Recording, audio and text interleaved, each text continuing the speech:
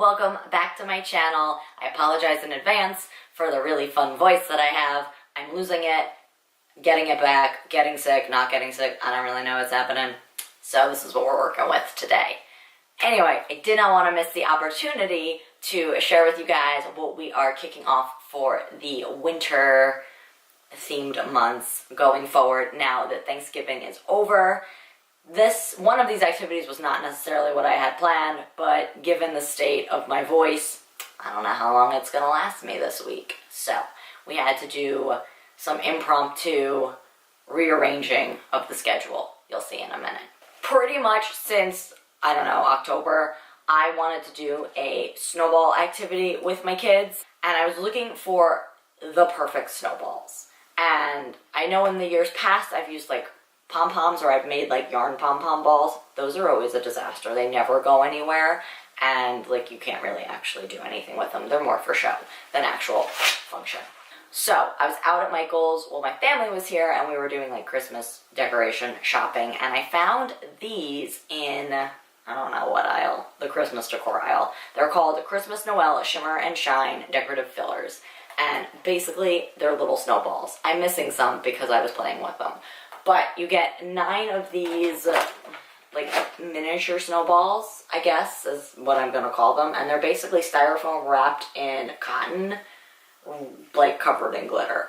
And the glitter gets everywhere, but that's just a hazard of the job. We've come to accept that. And they are super cute. And I think that they're perfect for little hands, which is good, because we do have lots of little hands. And they're not hard, so if you like accidentally hit another student with a snowball, they're not going to get hurt. Or more than likely, they're going to accidentally hit me. Maybe not so accidentally.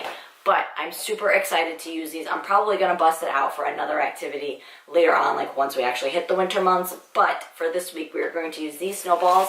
And I have some styrofoam cups that I am going to draw some snowman bodies on. And we are going to stack the cups up, and then they're going to try to knock down as many cups as they can. However many they knock down, we'll keep a tally of, and we will go from there. So I know all of my kids are going to end up wanting to do this. So while this was not the lesson that I had like fully planned, I'm pretty sure that somehow this is going to end up being what we mostly end up doing. But I'm going to use this for my older Arctic kids, and then also probably for my younger preschoolers, because we do have that spot group that I was talking about, and I think this will be a fun activity to do with that whole big group. So hopefully it turns out. I can also do it with my language kiddos, just with following directions and sequencing any of my students that are working on those types of objectives. Or I could just pull some language cards and have them just take turns. I do have another activity, though, that I do want to share. So hopefully I can get a good balance and, like, not everyone gravitates towards this 120%. We'll see. That's probably what's going to happen, though. For my language kiddos, we are going to be making gingerbread houses. And I am super pumped to do this with them. Unfortunately, we can't make real gingerbread houses just because of the whole food thing at school. But we have these fun little mini ones. So every student is going to get a blank gingerbread house, and then I have following directions cards. And based on these cards, whichever ones you want to use, you could actually probably just mix them all up. They are going to follow those directions to assemble their gingerbread house. So I have cards that are just directions, like put a door on the house, put a window on the roof of the house, like those types of things, 1-step, 2-step, etc. And then I also have those like if then, like if you were younger than 7, then put a yellow candy wreath on your house. If your favorite color is purple, red, or green, use a small red candy as a doorknob. Those types of things, a little bit higher functioning, and the kiddo has to actually listen to the direction and then see if it pertains to them, and then if it does, carry it out. If not, just sit there quietly. There also is a blank sheet that's editable, so you can type in your own directions if you would like to. But I think it'll be really adorable to see what kind of houses they make. I also want to use this as a barrier game where I have either myself or 2 students working with a barrier in between them, and then one student is calling out the directions, and they'll have like a picture of what the finished gingerbread house is supposed to look like, and then at the end you lift up the barrier and see if both houses look the same. Obviously with some room for some marginal error, But that's another fun way that I like to incorporate this. The kids really get a kick out of seeing like where it was supposed to go if, you know, they didn't understand where to put it, or what they were thinking and their thought process behind why they chose the specific spots that they chose to put the different decorations.